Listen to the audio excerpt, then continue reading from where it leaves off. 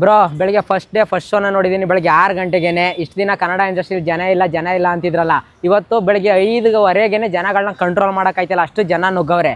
ಅದು ನಮ್ಮ rocking star Yash ಅವರ ತಾಕತ್ತು. 4 ವರ್ಷ ವೆಯ್ಟ್ ಮಾಡಾದ್ಮೇಲೆ ನಮ್ಮ ಬಾಸ್ನ ಸ್ಕ್ರೀನ್ ಮೇಲೆ ನೋಡಿದ್ದು ಸಿಕ್ಕಾಬಟ್ಟೆ ಖುಷಿ ಆಯ್ತೈತೆ. ಬಾಸ್ ಫ್ಯಾನ್ಸ್ ಎಲ್ಲ ಏನೆಲ್ಲ ಎಕ್ಸ್ಪೆಕ್ಟೇಷನ್ ಇಟ್ಟಿದ್ರು ಅದಕ್ಕಿಂತ ಒಂದು ಲೆವೆಲ್ ಜಾಸ್ತಿನೇ ಇದೆ. ನಮ್ಮ ಕರ್ನಾಟಕದವರೇ ಹೇಳ್ತಾಯಿದ್ರು ಇಷ್ಟು ದಿನ, ಬರೀ ಬಾವಿ ಕಪ್ಪೆ ಆಗಬೇಡ್ರಿ, ಇದೇ ಥರ ಸ್ಟೋರಿ ಮಾಡಬೇಡ್ರಿ, ಎಲ್ಲ ಅದೇ ಸ್ಟೋರಿ ಮಾಡ್ತೀರಿ, ಏನಾದ್ರು ಡಿಫ್ರೆಂಟಾಗಿ ಮಾಡಿ, ಹಾಲಿವುಡ್ ಬಾಲಿವುಡ್ ಮಾಡ್ತಾರಲ್ಲ ಬೇರೆ ಇಂಡಸ್ಟ್ರಿ ಅವ್ರು ಆ ಥರ ಮಾಡಿ ಅಂತ. ಆ ಥರ ಸಿನಿಮಾನ ಮಾಡಿದ್ದಾರೆ, ಅದಕ್ಕಿಂತ ಒಂದು ಕೈ ಜಾಸ್ತಿನೇ ಮಾಡಿದ್ದಾರೆ. ಇವಾಗ ಬಂದು ಸಿನಿಮಾನ ನೋಡಿ ಅರ್ಥ ಆಯ್ತಾ. ಇಷ್ಟು ದಿನ ಹೇಳ್ತಾಯಿದ್ರಿ ರಾಕಿ ಬೈ ಬಗ್ಗೆ ಮತ್ತು ಟಾಕ್ಸಿಕ್ ಬಗ್ಗೆ, ಇವ್ರು ಲೇಟಾಗಿ ಬರ್ತಾರೆ ಬೇರೆ ಸಿನಿಮಾಗೆ ಎದ್ರಕೊಂಡ್ರು ಅಂತ. 4 ವರ್ಷ ಏನು ಟೈಮ್ ತಗೊಂಡ್ರು ಅನ್ನೋದನ್ನು ಈ ಸಿನಿಮಾದಲ್ಲಿ ತೋರಿಸಿದ್ದಾರೆ. ಟಾಕ್ಸಿಕ್ ಅನ್ನೋದು ಬರೀ ಒಂದು ಕನ್ನಡ ಸಿನಿಮಾ ಅಲ್ಲ ಗುರು, ಕನ್ನಡ ಇಂಡಸ್ಟ್ರಿಯ ಒಂದು ದಂತಕತೆ, ಕನ್ನಡ ಇಂಡಸ್ಟ್ರಿಯ ಒಂದು ರೆಸ್ಪೆಕ್ಟು. ನಾನು ಎಲ್ಲ ಕನ್ನಡಿಗರಿಗೂ ಕೇಳ್ಕೊಳ್ಳೋದು ಒಂದೇನು, ಈ ಸೋಷಿಯಲ್ ಮೀಡಿಯಾದಲ್ಲಿ ಬ್ಯಾಡ್ ಕಮೆಂಟ್ ಹಾಕೋರ ಬಗ್ಗೆ ಏನೂ ತಲೆ ಕೆಡಿಸ್ಕೊಂಬೇಡಿ, ಬಂದು ಸಿನಿಮಾ ನೋಡಿ 3 ಅವರ್ ಆಯಿತಾ. ಬೆಳಗ್ಗೆ ಯಾರೋ ಹೇಳ್ತಾ ಇದ್ರಂತೆ ಇದರಲ್ಲಿ ವಲ್ಗರ್ ಸೀನ್ ಇದೆ, ಹುಡುಗಿರ್ದು ಹಂಗೆ ತೋರ್ಸಾರೆ ಹಿಂಗೆ ತೋರ್ಸಾರೆ ಅಂತ. ನಿಮ್ಮಂಥವ್ರಿಗೆ ಒಂದು ಮಾತು ಹೇಳ್ತೀನಿ ಕೇಳಿಸ್ರಿ, ನೀವು ಟ್ರೈಲರಲ್ಲಿ ಒಂದು 3 ನಿಮಿಷ ವೀಡಿಯೋ ನೋಡಿ 3 ಅವರ್ ಮೂವಿನ ಅಳಿತೀರಾ ನೀವು? ನೀವೇನು ಮಗಳ ಮುಖ ನೋಡಿ ಅವ್ರ ಅಮ್ಮನ ಭವಿಷ್ಯ ಹೇಳೋರು ಯಾರಾದರೂ? ಇಲ್ಲ ತಾನೇ. ಮತ್ತು ಬಂದು ಸಿನಿಮಾ ನೋಡಿ, ಫಸ್ಟು ಸಿನಿಮಾ ನೋಡಿ ಆಮೇಲೆ ರಿಯಲ್ ರಿವ್ಯೂನ ಕೊಡಿ ಆಯಿತಾ. ರಾಕಿ ಬೈ ಗುರು ಬೇರೆ ಲೆವೆಲ್ಗೆ ಹೋದ್ರು, ಅವ್ರು ಹೇಳೋದು ಥರನೇ ಮಾಡಿದ್ರು ಬ್ರೋ.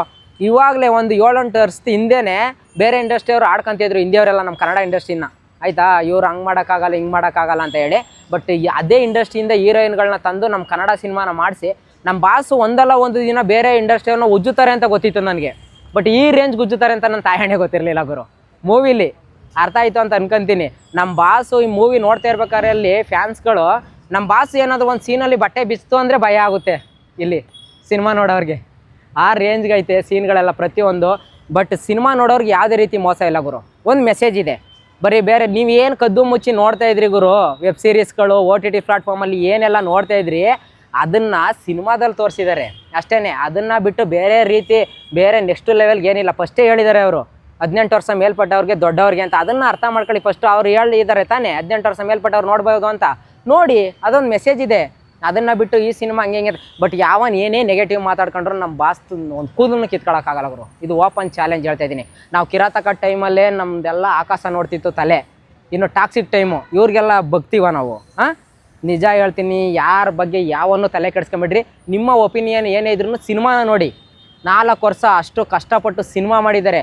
ಗೀತು ಮೋಹನ್ ದಾಸ್ ಅವರು ಪಾಪ ಒಬ್ರು ಲೇಡಿ ಡೈರೆಕ್ಟ್ರು. ಈ ಥರ ಸಿನಿಮಾ ಮಾಡೋಕ್ಕೆ ಗುರು ನಿಜ ಹೇಳ್ತೀನಿ, ಈ ಥರ ಇನ್ನೊಂದು ಟಾಕ್ಸಿಕ್ ನಮ್ಮ ಕನ್ನಡ ಇಂಡಸ್ಟ್ರಿಲಿ ಇನ್ನೊಂದು 50 ವರ್ಷ ಆದ್ರೂ ಯಾರ ಕೈಲಿ ಮಾಡೋಕ್ಕೆ ಸಾಧ್ಯ ಇಲ್ಲ ಗುರು. ಮತ್ತೊಬ್ಬ ರಾಕಿಂಗ್ ಸ್ಟಾರ್ನ ಹುಟ್ಟಕ್ಕೆ ಯಾವನ ಕೈಲೂ ಸಾಧ್ಯ ಇಲ್ಲ ಗುರು ನಮ್ಮ ಕನ್ನಡ ಇಂಡಸ್ಟ್ರಿಲಿ ಆಯಿತಾ. ಯಾಕಂದರೆ ಬೇರೆ ಇಂಡಸ್ಟ್ರಿಯವರೆಲ್ಲ ಸಲಾಮ್ ಹೊಡಿತಾರೆ ಇವತ್ತು ರಾಕಿ ಬೈ ಅಂದರೆ, ಕನ್ನಡ ಇಂಡಸ್ಟ್ರಿ ಅಂದರೆ. ಬಟ್ ನಮ್ಮ ಕನ್ನಡಿಗರೇ ಕೆಲವೊಂದಷ್ಟು ಜನ ಟಾಕ್ಸಿಕ್ ಟ್ರೈಲರ್ ನೋಡಬೇಡಿ, ಹಂಗೈತೆ ಸಿನಿಮಾ, ಹಿಂಗೆ ಫ್ಯಾಮಿಲಿ ಜೊತೆ ಹೋಗಬೇಡಿ ಅಂತ. ಇನ್ನೇನು ಇವ್ರ ಜೊತೆ ಹೋಗೋಣ ಸಿನಿಮಾಗೆ? ಇಲ್ಲ ಇವ್ರು ಬರ್ತಾರ ಕೇಳಿ, ಇವ್ರ ಜೊತೆಗೆ ಹೋಗ್ತೀವಿ ಸಿನಿಮಾಗೆ. ನೆಗೆಟಿವ್ ಮಾತಾಡೋರ ಬಗ್ಗೆ, ನೆಗೆಟಿವ್ ಮಾತಾಡೋರ್ದು ಇವ್ರ ತಪ್ಪೇ ಅಲ್ಲ ಬ್ರದರ್ ನೆಗೆಟಿವ್ ಮಾತಾಡೋರು. ಯಾಕಂದರೆ ಅವ್ರು ಅಪ್ದಿರ್ ತಪ್ಪು. ಏನು ಮಾಡ್ತೀರಾ, ನಮ್ಮ ಬಾಸ್ ಕಾಲದಲ್ಲಿ ಉಡ್ಸ್ಬಿಟ್ಟವ್ರೆ ಅವ್ರೆಲ್ಲರೂ. ಅದು ತಪ್ಪಾಗಿರೋದು. ನಮ್ಮ ಬಾಸ್ ಆಳ್ವಿಕೆ ಮಾಡ್ತಾ ಇರ್ತಾರೆ, ನೀವು ನೋಡ್ತಾ ಇರಬೇಕು. ಬೇರೆ ಆಪ್ಷನ್ನೇ ಇಲ್ಲ ನಿಮಗೆ. ನಿಮಗೂ ಅಷ್ಟು ವ್ಯೂಸು ಲೈಕ್ಸ್ ಬೇಕಾ? ನಮ್ಮ ಬಾಸ್ ಬಗ್ಗೆ ಮಾತಾಡಿ, ನೆಗೆಟಿವ್ ಲೈಕ್ಸು ಶೇರ್ ಬರ್ತವೆ. ಅದನ್ನು ಬಿಟ್ಟು ನಿಮ್ಮ ಕೈಲಿ ಏನೂ ಮಾಡೋಕ್ಕೆ ಕಿಸಿಯೋಕ್ಕಾಗಲ್ಲ. ಮಾತಾಡ್ದವ್ನು ಯಾವಳು ಬಂದು ಇವತ್ತು ಸಿನಿಮಾ ನೋಡಿ ಥಿಯೇಟ್ರ್ ಮುಂದೆ ರಿವ್ಯೂ ಕೊಟ್ಟಿಲ್ಲ ಬ್ರದರ್. ಓಪನ್ ಆಗಿ ಹೇಳ್ತೀನಿ, ಯಾವನಾರು ಒಂದು ಫುಟೇಜ್ ತೋರಿಸಿ ನೋಡೋಣ. ನೆಗೆಟಿವ್ ಮಾಡಿದ್ರಲ್ಲಪ್ಪ ಟೀಸರು ಟ್ರೈಲರ್ ಆದಾಗ, ಹುಡುಗಿರು ಹಂಗೆ ಹಿಂಗೆ ತೋರಿಸ್ಬಿಟ್ಟವ್ರೆ ಕಾರ್ ಅಳ್ಳಾಡ್ತೈತೆ ಒಳಗಡೆ ಅಂತ. ಕಾರ್ ಅಳ್ಳಾಡ್ತೈತೆ ಒಳಗಡೆ ಅದನ್ನೇ ಮಾಡ್ತಾವ್ರೆ ಅಂತ ಇವ್ರಿಗೆ ಹೆಂಗೆ ಗೊತ್ತು? ಇವ್ರ ಮೈಂಡ್ ಸೆಟ್ ಅಲ್ಲೇ 3rd ಕ್ಲಾಸ್ ಮೈಂಡ್ ಸೆಟ್ಟು ಅಂತ ಇವ್ರದ್ದು ಅರ್ಥ ಆಯ್ತಾ. ಮೈಂಡ್ ಸೆಟ್ ಚೇಂಜ್ ಮಾಡ್ಕೊಳ್ಳಿ. ಸಿನಿಮಾ ಥರ ನೋಡಿ, ಆವಾಗ ನಿಮಗೆ ಸಿನಿಮಾ ಅರ್ಥ ಆಗುತ್ತೆ. ನಮ್ಮ ಕನ್ನಡ ಇಂಡಸ್ಟ್ರಿ ಬೇರೆ ಲೆವೆಲ್ಗೆ ಹೋಗುತ್ತೆ. ಇವಾಗಲೂ ಹೇಳ್ತಾ ಇದ್ದೀನಿ ಗುರು, 2,000 ಕೋಟಿ ಮೇಲೆ ಮಾಡುತ್ತೆ ಸಿನಿಮಾ. ಅರ್ಥ ಮಾಡ್ಕೊಂಬಿಡ್ರಿ, ಎಲ್ಲರೂ ಸಪೋರ್ಟ್ ಮಾಡಿರಿ ಅಷ್ಟೇ.